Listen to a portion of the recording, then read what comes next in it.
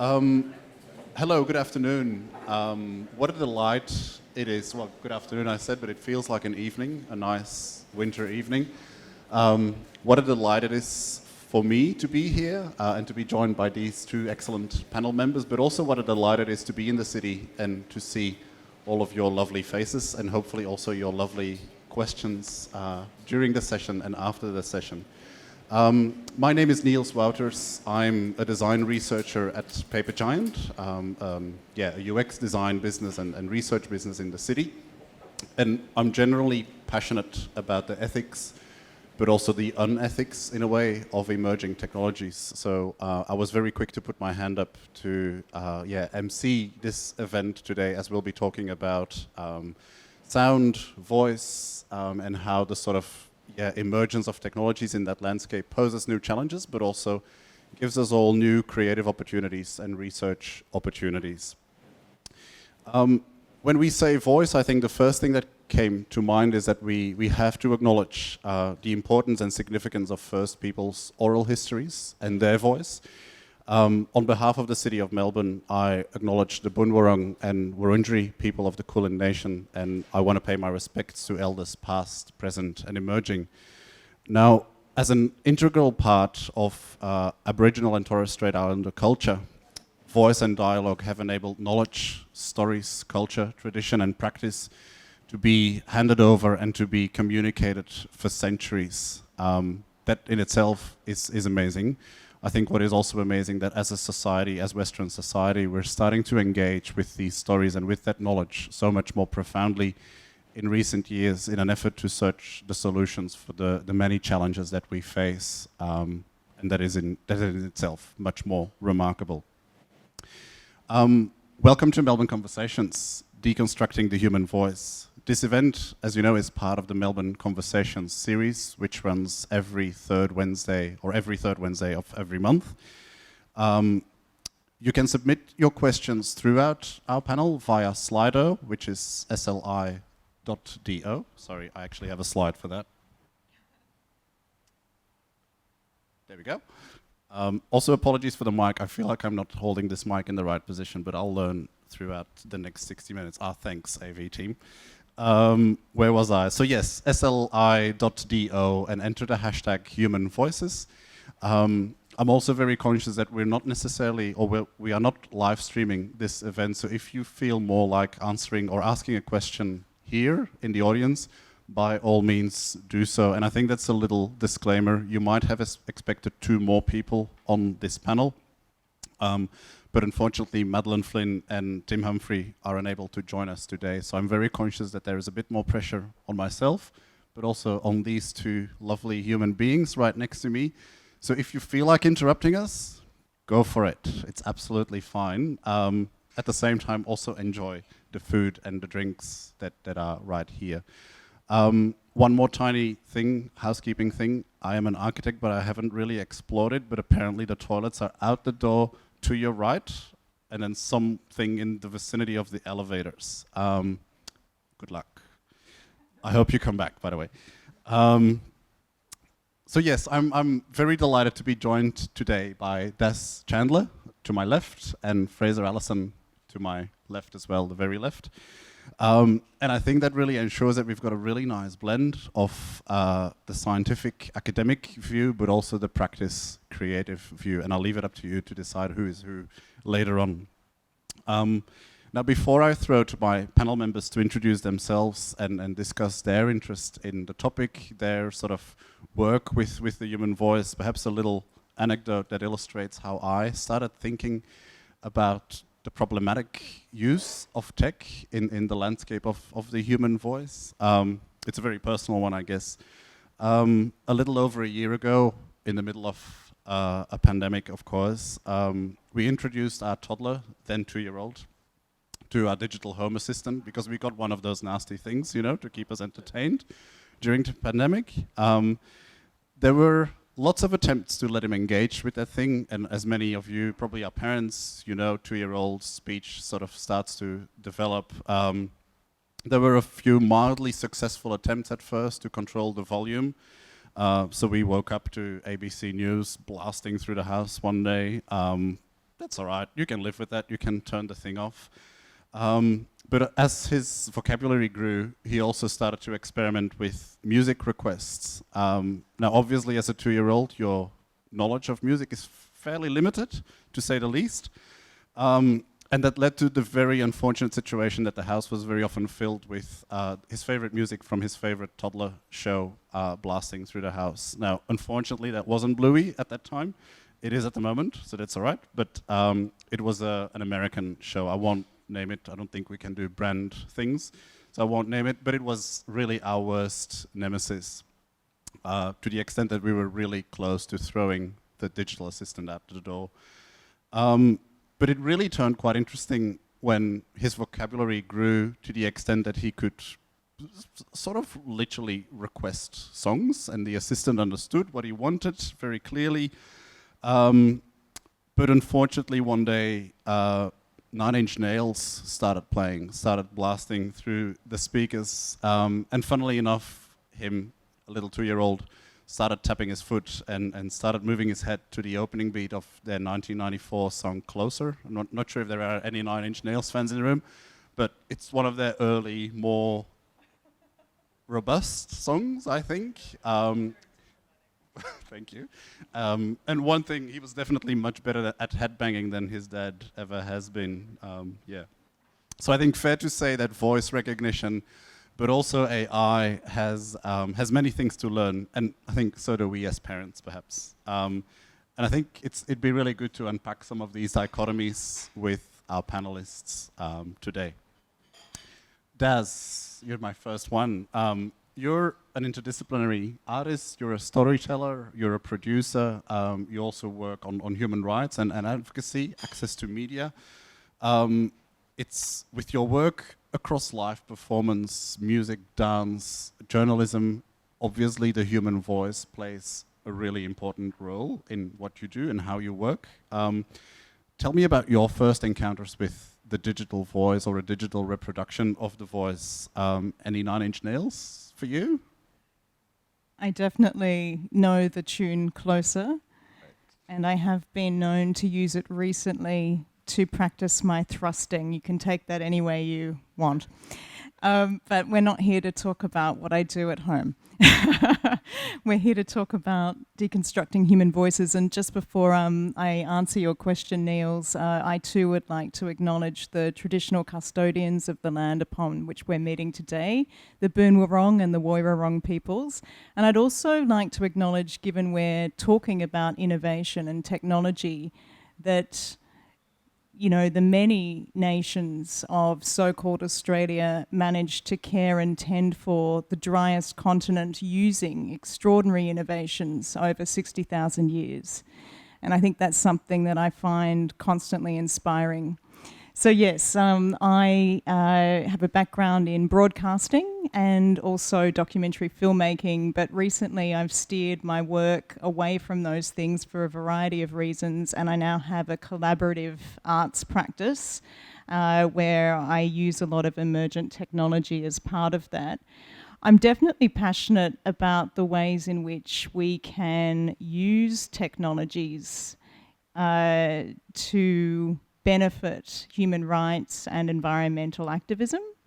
I think part of the reason why I'm passionate about that is because if we look throughout our diverse histories, any new invention or new idea or innovation is always going to be co-opted by nation states. It's always going to be co-opted and utilised by defence. So I don't feel we have the luxury of being Luddites, even if it might be comfortable. I think that if we care about using these new technologies for altruistic purposes, we need to actually put our thinking caps on, and we need to kind of think about how we can use them in really positive ways for positive change. And one of the projects that I'm working on at the moment is called The Parallel Effect. And it's a really exciting project because I'm working with a really extraordinary team, one of which has just entered the room, of scholars, of artists and technologists. And through the prism of the many worlds interpretation, we're exploring our diverse pasts, our diverse histories, and we're then sort of, working out what might be taking place in parallel presence, and that's a P-R-E-N, goodness, let me spell that again, P-R-E-S-E-N-T-S, because arguably we are currently occupying a dystopian present. So we worked with voice synthesis as part of a tremendous opportunity thanks to Melbourne Knowledge Week. We had a show called Message from Another You, and in this show, as part of this experience, audience participants were able to actually connect with another version of themselves living in an alternate paradigm, in a parallel universe. So by the end of the experience, they received a message from another version of themselves telling them what life was like in this parallel world. And it was a fascinating opportunity to employ this new technology. And I have lots and lots to say about what worked and what didn't work that well. But I'm sure we'll unpack and flesh that out a little bit later. We absolutely will. And talking about things that work well and don't work well, I think two things to flag. First of all, we're joined by these excellent people that will be live interpreting this event. So that works really, really well. And thank you for doing this. And I think, again, this is very sort of timely and very relevant to the topic we're discussing, the human voice, not necessarily accessible to everyone.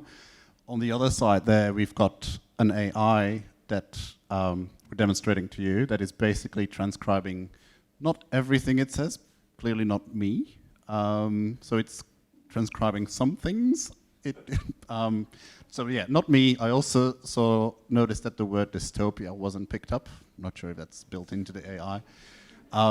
But I think what we're doing is really sort of contrasting the two, and it's probably up to you to sort of make up your mind, like, is this the future we want, or is this excellent, is this an excellent future we do want as well? For you to think about and to reflect on. Fraser, first of all, you're an ex-colleague of mine, but also you're a research fellow at the University of Melbourne in the Human-Computer Interaction Group, as well as the Death Tech research team. I'll ask you about Death Tech later, because that in itself sounds really fascinating. But first, I want to go back to your PhD, which I think you completed about a year ago. 2 years ago now. And thank you, Niels. For a second there, I thought I was going to be the thing on the end that doesn't work very well. So that was a much better introduction. So I'm a design researcher, and my two kind of big areas that I focused on have been voice control, voice interaction systems, particularly in the context of video games, and death-related technologies, which we'll get to later. By the end of this talk, I hope to convince you that those things are not so far apart as they sound. I came to my interest in voice technology through an interest in games, digital games. One of the things that I've kind of found fascinating about games, I've studied them for a long time, is the way in which they give you the ability to be in the presence of and sort of feel yourself kind of... People talk about being transported into a virtual world and those kinds of things. Exactly how to explain that metaphor is a bit complicated. But I have found that the use of voice in either direction, either hearing voices or kind of using your own voice to participate in a virtual space, a virtual environment like a game or something along those lines, increasingly virtual reality, is sort of a sometimes underappreciated but very powerful way to create a sense of presence that goes in multiple directions. So I can unpack what that is all about. Yeah, excellent. What were some of the main findings in terms of people's sort of connection to the games they were playing, but perhaps also the connections in and amongst the players themselves? What were some of the key highlights? So what I did for my PhD, I sort of did it in two parts. One was looking at the design history of voice interaction technologies in digital games, and then looking at how people experience that. What is it actually like to to talk to a virtual character in this sort of synthesized environment? And I think that the history is worth touching on for a second, because this seems like a very newfangled thing, and there have certainly been big developments over the past few years in voice technology, which is partly why we're here talking about it. But it goes back a lot further than people would tend to expect. I mean, if you just look at voice technology and toys, that is the very first thing that voice kind of technologies were used for in many cases. If you look at the phonograph, before the phonograph was used for recording music and sort of all the things that then followed from that, Thomas Edison attempted to sell dolls that would have someone's voice recorded and then kind of embedded within them. They sounded awful. They sounded terrible. He called them something like those creepy little monsters because the technology wasn't really up to it. But that was kind of the very first impetus, the first idea there was kind of to bring to life this sort of synthetic doll kind of toy pseudo person. When you look at specifically voice control, so using your voice to cause a device to do something for you, that goes far back beyond the invention of the computer. The first device, probably the first device that could meet that description, was a little toy dog that was first sold in about 1916. And if you said its name, which was Rex, the little dog would jump forward out of a kennel. It had an electromagnet that was tuned to essentially, a magnet would disconnect when it heard that kind of frequency of the vowel sound in Rex, and that would cause it to react. And it was this amazing kind of technology. It was sold all over the world. It was sold in Australia. And I think it was also a good foreshadowing of what was to come with these technologies, because, as I said, it was tuned to sort of respond to the sound of its name. But it was tuned to respond to the sound of its name as spoken by an adult male. And now this was a toy that was sold to children, but of course the people who make these technologies sometimes don't successfully take themselves out of their own perspective, their own kind of testing of what works for them versus what works for other people. So there were certainly some frustrations with this thing because it essentially hadn't been user tested properly. And then kind of bringing it forward, by the time you get to the 1970s, you already have voice-controlled chess. Into the 1980s, you get home video game consoles. The original version of the Nintendo Entertainment System, only sold in Japan, not the version that was sold internationally, had microphones and voice control features in it, which would come as a surprise, I think, to most kind of people who are into video games. But yeah, the Nintendo company in particular has kind of a very long history of engaging with this stuff. And you can see, even then, 40 years ago now, what people were trying to do with this idea of kind of bringing voice control into these virtual worlds that they were creating. And it was a lot of the things that people are still trying to do now. It was about kind of bringing to life characters that will respond to you. It was about giving you a sense of being kind of in command, in control, kind of you take on a role and you do role playing.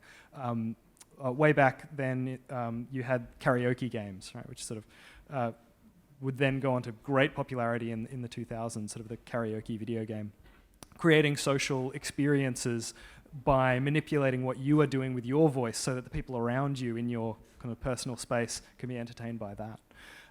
It didn't work very well then. It works a lot better now. Whether a lot of these things are kind of up to scratch is a subjective thing, but it's an upward trajectory. So for my work, I kind of explored this design space. I could go on for a long time about all the different kind of patterns of design, the different models that people used, particularly with this idea of kind of the two-way voice communication, voice interaction. But I'll sort of set that aside. And then the other thing that I did for my PhD work was to get people to play some of these games in various configurations and compare the experience of using your voice to control a video game, a piece of technology, with using your hands. So whether that was a touch screen, mouse and keyboard, traditional controllers, and reflect on what felt different about it. Now there was the usual, sort of the expected array of complaints about when the voice recognition didn't work very well and all these sorts of things, and those are familiar, kind of obviously important. But some of the more interesting things that came out of that work was the social psychology of talking to a game character, talking to a game world, was a lot more complicated than I expected it to be at first. For starters, people said that when they were using their voice versus when they were using their hands, the game world in certain ways felt more alive. They would say things like, wow, when I used the mouse and told my little game characters to go over there, it felt like I was doing it. I was really directly controlling their actions. But when I use my voice, they feel like those characters have more autonomy. They're making their own decisions more. Now, on a kind of schematic, technical level, the game is doing the exact same thing. The virtual world is receiving an input, it's matching that input to a destination, and it's doing some kind of pathfinding to send these little characters moving through the world. From the perspective of the AI that runs, the game characters, it's the same. It's an input that matched to a location. But from the player's perspective, from the user's perspective, it just feels different to use your voice. And that kind of goes to the nature of what voice is. We don't use voice the way that we use our hands. We don't use voice to sort of to directly manipulate things, with the exception of, say, musical instruments, which sort of rare cases. You can train yourself to use your breath and your voice in these particular ways, but in kind of everyday usage, it's usually indirect, especially when you're talking about words. Whenever you're speaking to an audience of some kind. Even if you're talking to yourself, you are serving as your own imagined audience. And that just sets up a certain relationship. So the relationship that you have with your devices, with your phone, with your computer, becomes more of a social one when you've got kind of voice interaction in the mix. I've talked a lot, so I could go on a bit, but yeah. No, there's a lot in there, I think, to unpack. I think I'm intrigued by Rex. Was it Rex? Yeah, that I wasn't aware of before, which was from 1916 it was first patented. 1916. And then improved sort of since then. It only responded to the male voice. It looks like as a society we haven't learned much, because I hear a lot about AIs that only respond or only detect or only whatever developer, and that's typically a white male, unfortunately. We have a question from the audience. Excellent. Am I on? I am on. Was Rex European, or was it English, or was it American, or? Good question. From memory, I think it was American. Okay. It was either American or English. I think it was American. Okay. No, I just asked because I think it's an Italian detective show with Rex, the German Shepherd dog. So I wasn't sure if he's a distant relative. Yep. Inspector Rex. Yeah. Austrian, I think. Big fave. Yep. I think the other thing I picked up in there is that, and we brought it up a couple times already, the human voice is something that many of us have a privileged access to, but not everyone. And I think that's perhaps something you're trying to interrogate a bit in your practice, Des. You're sort of looking at human rights, you're looking at democratizing access to media.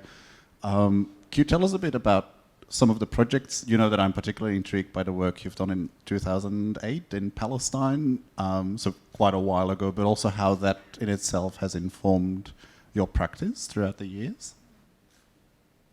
Yeah, thank you for the question, Niels. I think when it comes to voice, I just wanted to sort of start by saying that I think in addition to those very important points that you raised, we often associate voice with authenticity.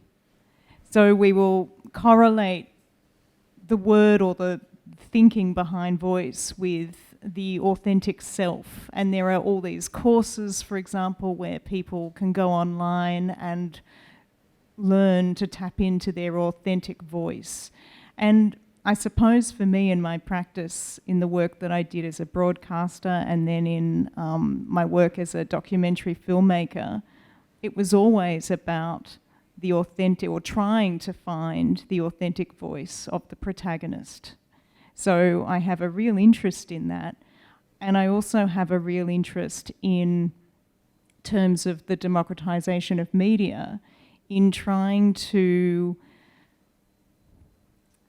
basically find other access points that are going to be just as loud and just as easy for other people to come in contact with, that will enable other voices to get the platforms they deserve. We often speak about helping people, you know, or giving people a voice, and I think that that's really not the right way of describing it, because those people have voices. It's just that we live in an imperialist system that preferences other voices. An imperialist, a sexist, a racist, you know, the list is long. But when, you know, we started to see the crumbling of, you know, the traditional fourth estate media, we saw a landscape for a moment in the mid-noughties that really did afford many of us, I think, a huge sense of hope and optimism for what the world might look like with the way we were able to try and sort of circumvent the stronghold that state-owned media had on the way we communicate. And I think I touched on it before, you know, there were all these extraordinary open source platforms emerging that were providing us with opportunities for global connection, for community building that we hadn't seen before. Now, those things are obviously still there. It's just that when things become the norm and they're co-opted by prevailing systems and corporations, it just takes a bit longer for us to sort of take a step back and reclaim, the things that we really need to sort of support, I suppose. So going back to that period of the mid-noughties, when I kind of was a true enthusiast, and I'd say also perhaps naively idealistic about where I thought all of this was going, I had the opportunity to participate on an augmented reality project in occupied Palestine, where we were actually removing a chunk of the apartheid wall. And it was a really interesting project, and we succeeded. And we showed it to a number of different people living on both sides of the wall, and we received a number of very different responses to the project. Not everyone thought it was a positive project. You know, a lot of people thought it was an incredibly depressing project, because it was reminding them of their lack of access to streets, to markets, to, friends' homes, to relatives' homes that were no longer available. So, I guess that shows you there's always so many different layers to everything you do. But that was one of the ways in which we thought we could use this new technology to do something that could actually provide a different vantage point and also generate awareness of something that was going on at that time. And how has it informed your most recent works, like you touched upon Message from Another You? How has that practice, how have these learnings sort of helped you understand what AI can either afford or sort of, take away from our society today? What other sort of, what have you gone through in that sort of thought process and that development process? And perhaps give another description for the audience of what Message of Another You, what it does and is and how it works. I think that in times of profound crises, it's extremely important for us to nourish imagination and play. I think they're essential, actually. And I think often we can get bogged down in how difficult or impossible things might feel. But if we can try and balance that out with, other possibilities and sort of, the scope that is at our fingertips via not just new technologies, but lots of ways people are actually interacting and meeting now, since sort of rethinking socialization as a result of COVID, as an example. Like, I think there's lots of sort of, positive learnings that we can take from those things. So, with that in mind, I think that, the fascinating thing about this project, Message from Another You, which, as I mentioned, was first staged at the State Library Victoria last year as part of Melbourne Knowledge Week, and is coming up for another season here as part of Fuse Darebin, so keep your eye out for that if you're interested. But what's great about it is that we are playing with the juxtaposition of the authentic voice versus the synthesized voice. So we're actually inviting audience participants to read in their own voice stories in a very sort of altruistic fashion for a generation of orphans in a completely different universe who've just lost their parents and are having difficulty sleeping. And we're inviting our audience participants to help contribute to a library of bedtime stories that tell tales of inspirational aspects of life here in our reality. So in reading and recording these stories in your own voice, the behind-the-scenes tech that's going on is that we're actually using that data to capture a voice print, and then we are sort of transforming that into a different message from a different version of yourself. And obviously the narrative is from a different universe that will then tell you something about what life is like there, and hopefully you will take away something from that message that will inspire you to keep going, that will nourish your imagination and your creativity. It's interesting, and I think you've got a show coming up in September from the 3rd to the 17th, Right. if I'm Yep. not mistaken. So do check it out. I think it's probably controversial, but it takes us close to the idea of the deepfakes in a way, because what you are doing is, with a very legitimate and creative purpose, is creating a deepfake of human voices. And I think many of us are probably aware of deepfake as a phenomenon, and I think many of us think immediately about video footage of a former American president making a certain speech, or a CEO making a certain speech and making certain announcements. But I think voice seems to be the next sort of big thing that industry and probably sort of political pressure groups are starting to lean into. Do you both think it's something for us as a society to be very aware of? Are there any sort of precautions we need to take?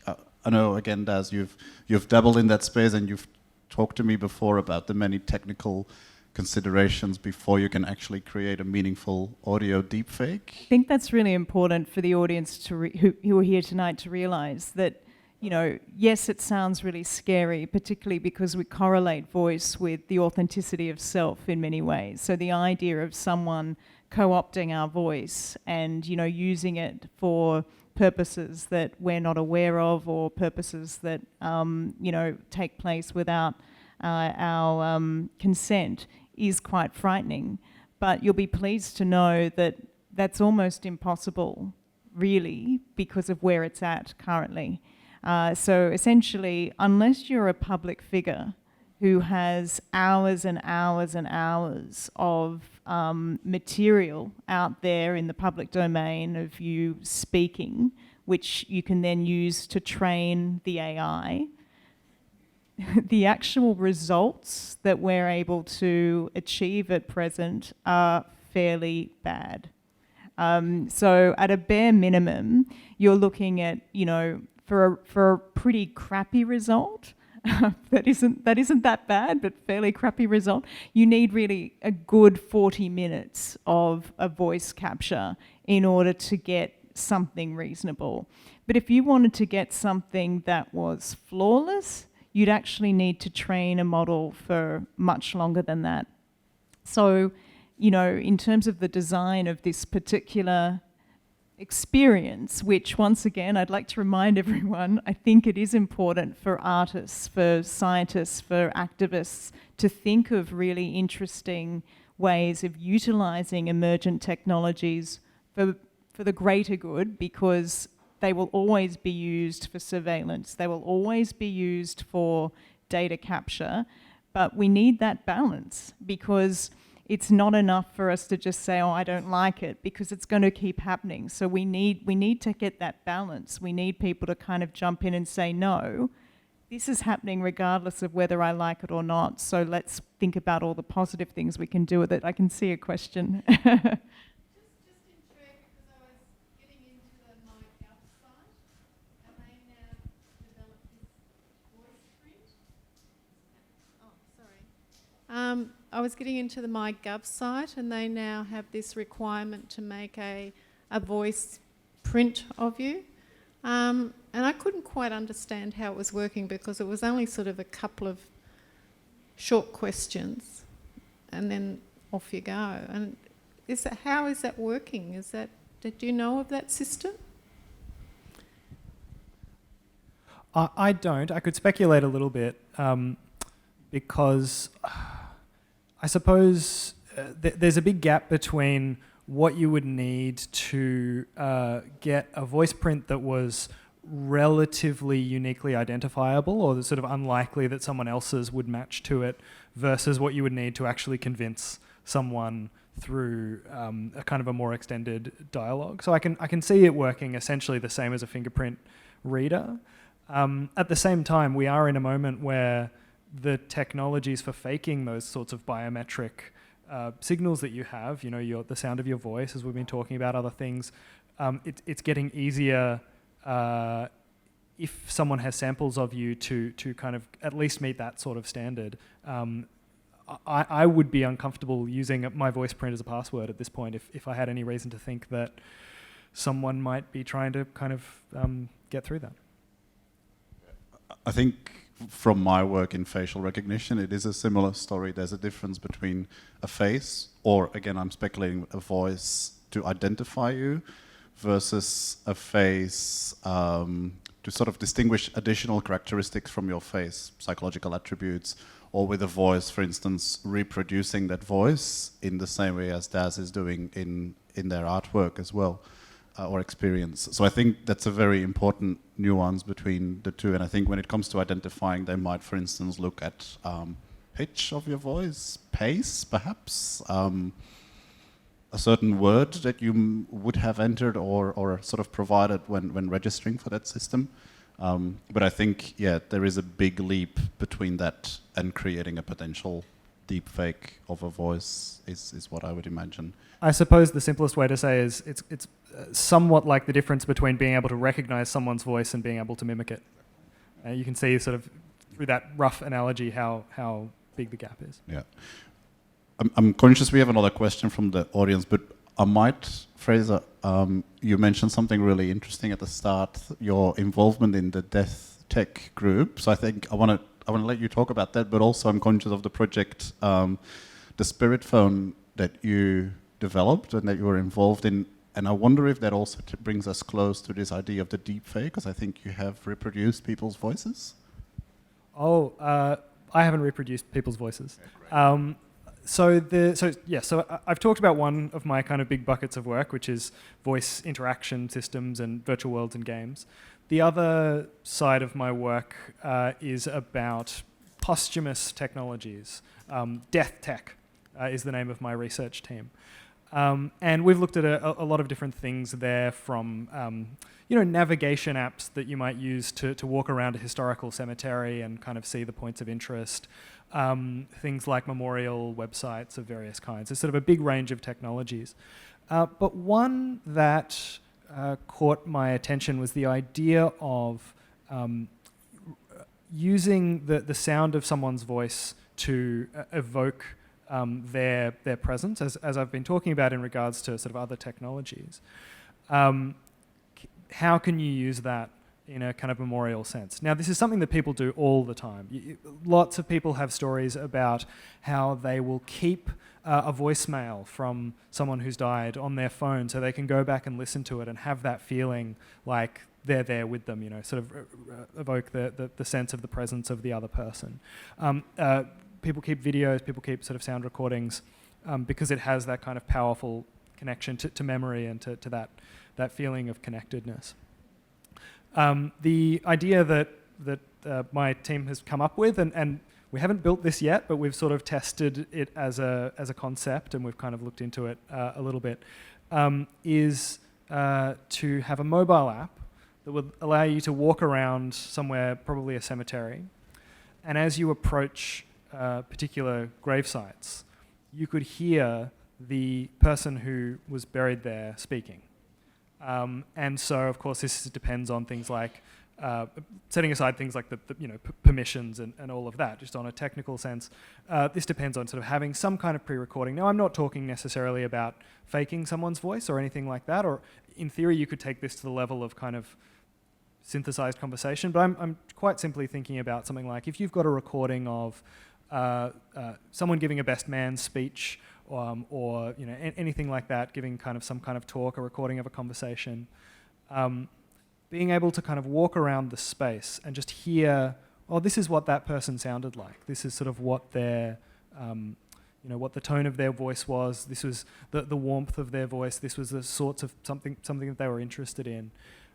Strikes me as a potentially very powerful experience to have. I mean, it's essentially another layer on top of what you get at the moment, where you can see sort of basic facts about a person's life, sometimes expression of their personality or their connection to other people through the technology of gravestones and memorial plaques and so forth.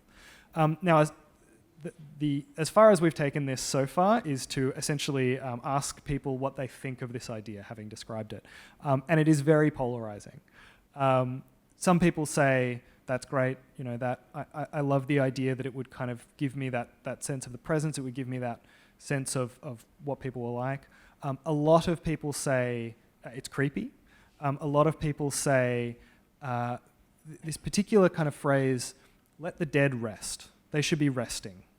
Which is fascinating in itself, because what that suggests is that on some metaphorical level, people feel as though when you're using kind of voice, even voice recordings, let alone kind of synthesized voice technologies, you are, as I say, metaphorically, bringing people back to life, bringing them back to presence, and that's not right. That's not kind of the way of things, and I can completely get why that sort of goes against all our intuitions about the dead shouldn't be still talking. They shouldn't still be kind of active in the world.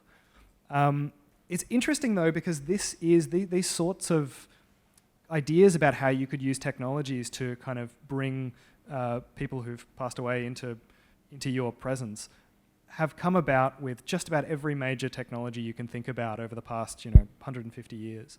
When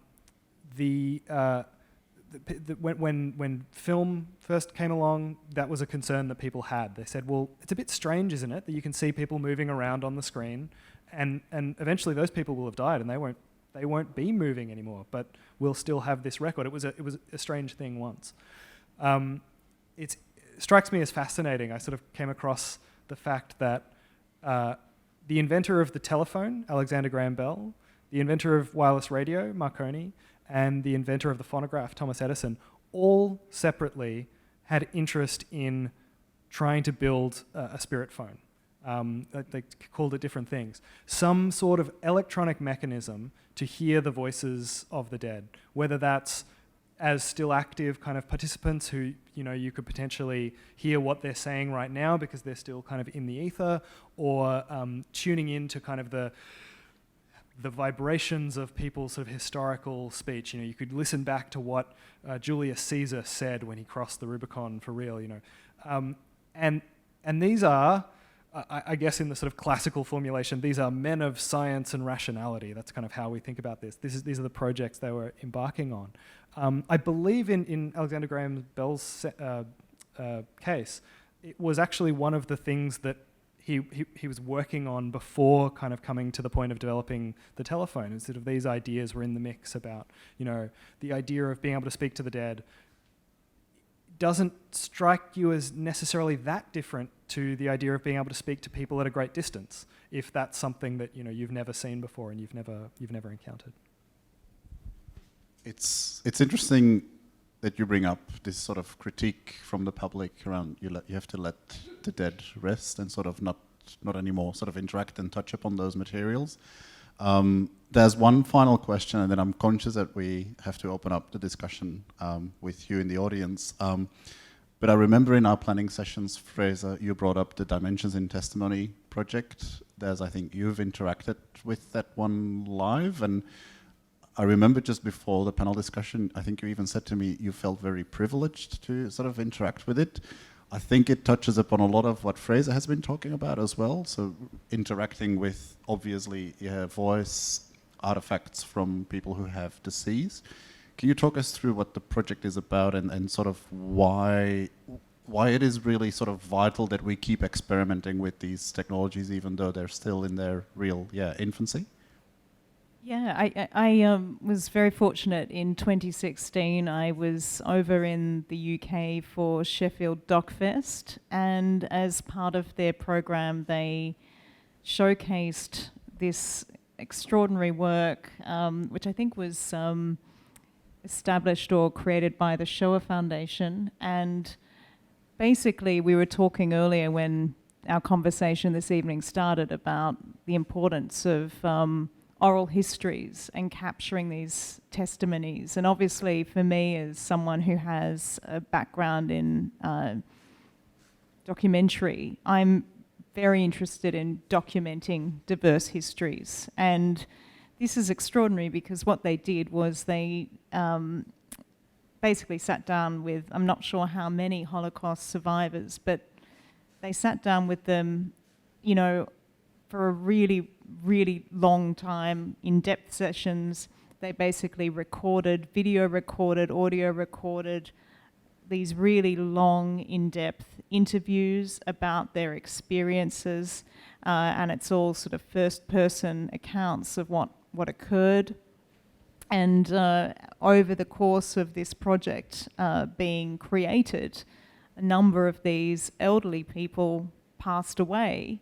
But what was wonderful was that they were able to capture enough of this data to be able to then create real models. So it wasn't actually just voice models, it was actual physical sort of models of these people talking.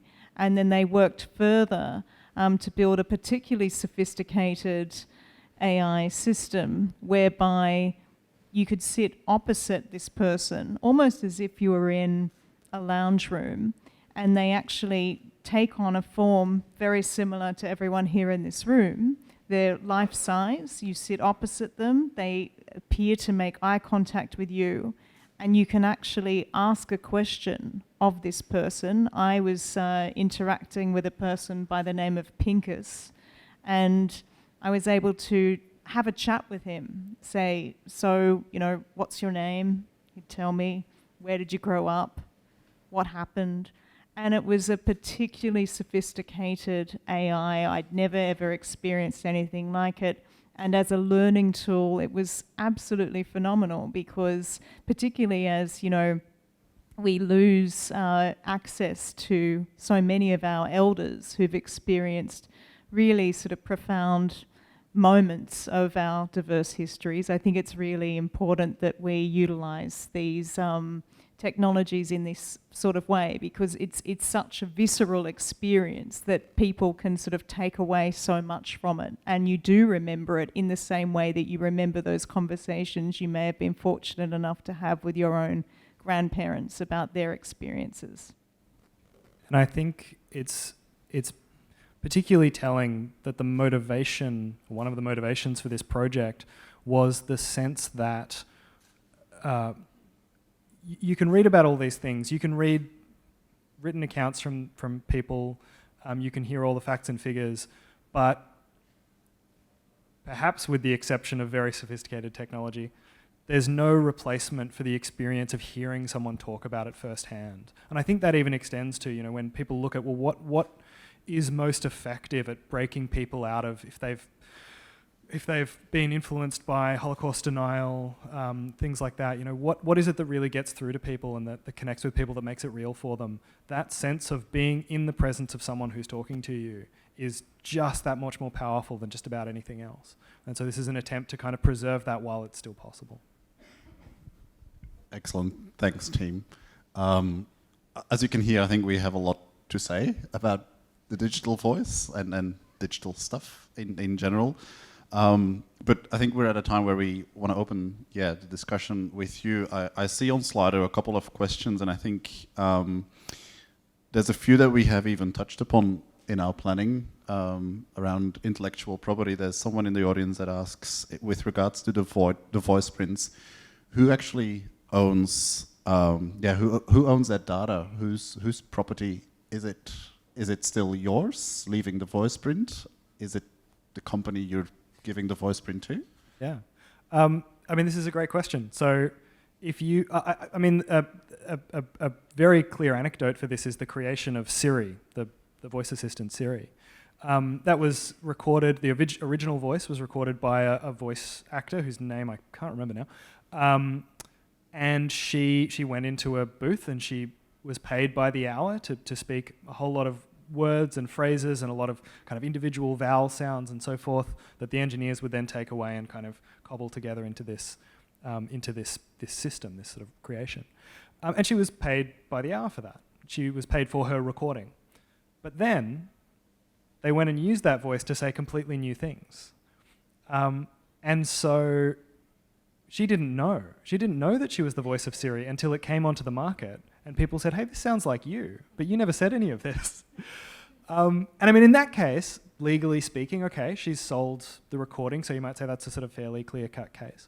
But you could just as well go and, as Daz was talking about, you could go and find someone who has hours and hours of speech out there, and with tools that are not that hard to learn to use anymore, recreate an impression of them saying something.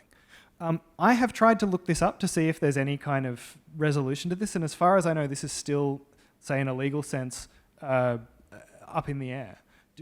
Do you have the legal right to stop someone else using an impression of your voice? What if someone took my voice and recreated it, but changed it just slightly, so it still sounded like me, but it was like an impressionist? You know, what are the boundaries there? And I think that is something that we don't have a good answer for in a legal sense, in a moral sense, you know, in a kind of social practices sense, but we're going to have to be grappling with that a lot more as we go forward. Daz, is that perhaps something you've come across in your previous career? Is that the right thing to say as a documentary maker as well? Like someone else in the audience says that, okay, but fake photos, for instance, they've existed for, centuries or decades at least, and there are clear sort of legal parameters around that. Is there something that we can learn or have learned in the meantime from that?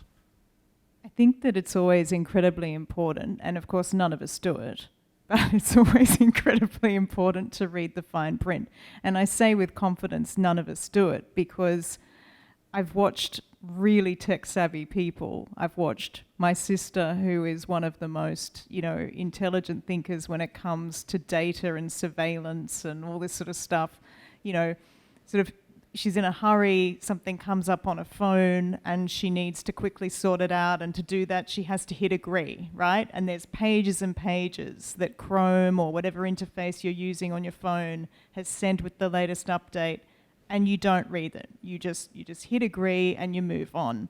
And I think that's the same when we're thinking about voice imprints, or we're thinking about anything really, including, the photos that you upload to Instagram.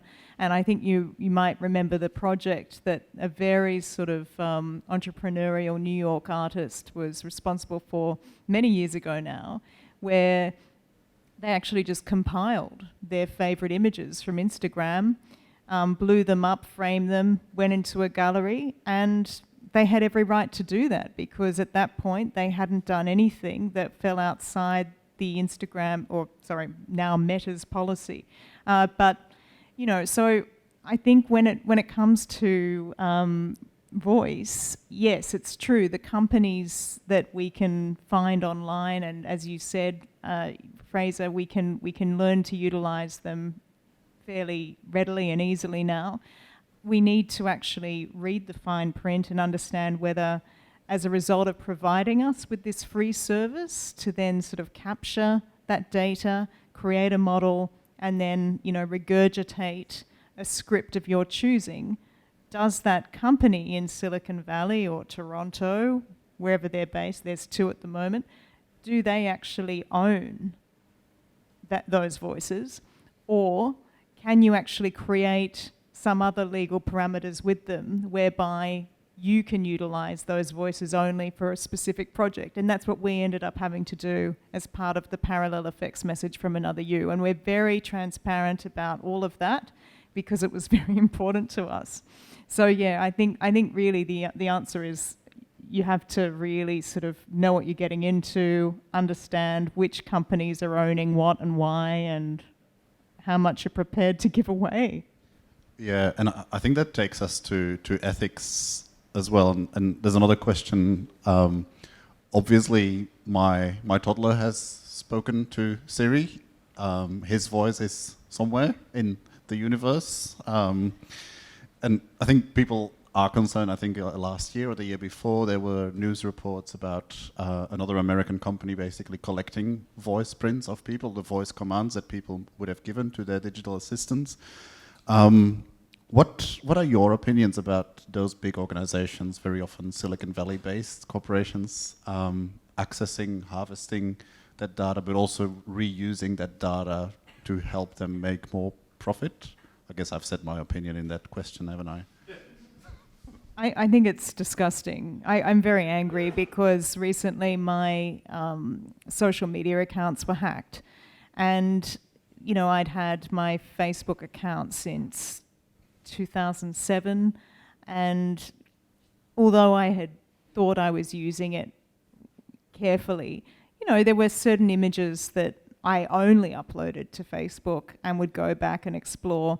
There were intimate messages shared with a lover who's now deceased, which as soon as my account was disabled because it was hacked via Instagram, I'm talking about the access between linking accounts, was hacked. And then because Meta isn't rich enough to actually respond to individual complaints, it means that when your account is disabled, that's often it, and you have absolutely no recourse to reclaim any of those resources. So I lost everything. So that's a lot. I mean, we're talking, 2007 to 2021. Maths isn't my forte, but I'm going to say that's a long time. That's a massive chunk of my life, a massive chunk of documentation, which they have, and I no longer have access to. Yeah, thanks. Not bitter at all. I'll just say, I used to have a Facebook account. The people I know who know the most about these things are probably the least likely to use them. Yeah, I think with these wise words and a sort of call to be cautious with your social media, Melbourne City team, do we have time for one question from the audience, please?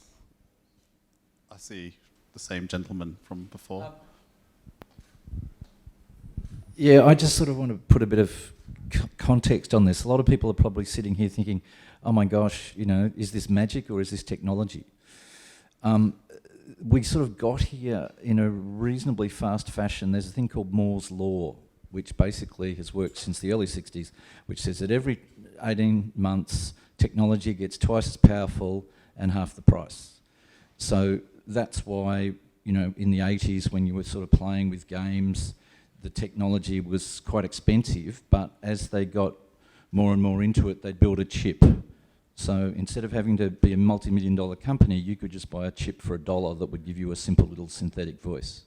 And as time has gone on, these chips have got more and more and more and more powerful. So it's not magic, it's basically the fact that you can buy a chip and you just put it in the little device and your 2-year-old talks to it and all the technology happens in the chip. So, you know, it isn't all that amazing.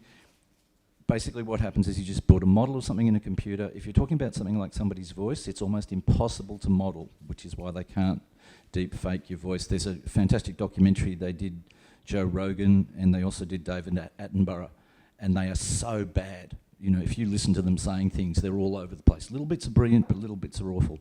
So there is still hope for all of us. And way back when, people used to put a lot of money into bringing a photographer around to take a photo of their recently dead relative. Because at that point, photography was an amazing technology. Nobody had photos. So it became the thing, the fashionable thing, to take a photo of your dead relatives so you could remember them using technology. So quite similar to your death stuff. Thank you. I think that's really important and yeah, very relevant context. I think with that we've reached the end of this Melbourne Conversations event. Please join me in thanking these two excellent human beings, but also acknowledge Madeline and Tim.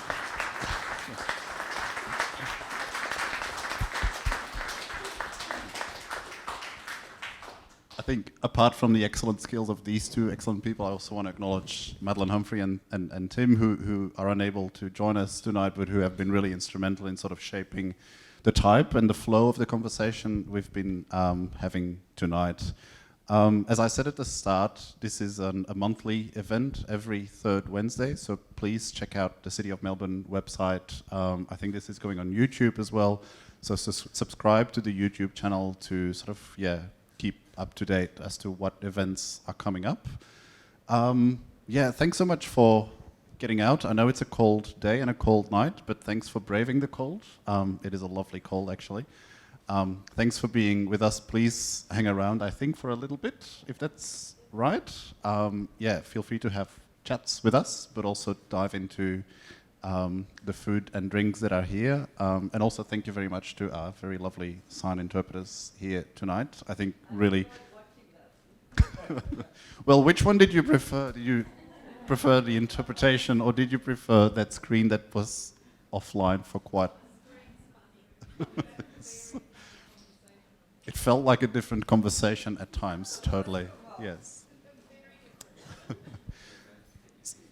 So yes, thank you very much for attending tonight. And thank you, Niels.